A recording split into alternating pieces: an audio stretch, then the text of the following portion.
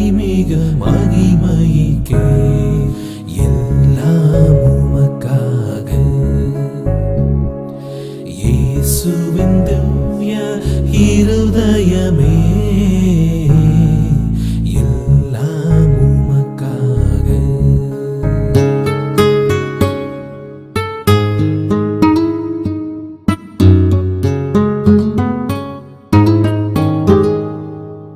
ஒளியை நோக்காமலரில்லை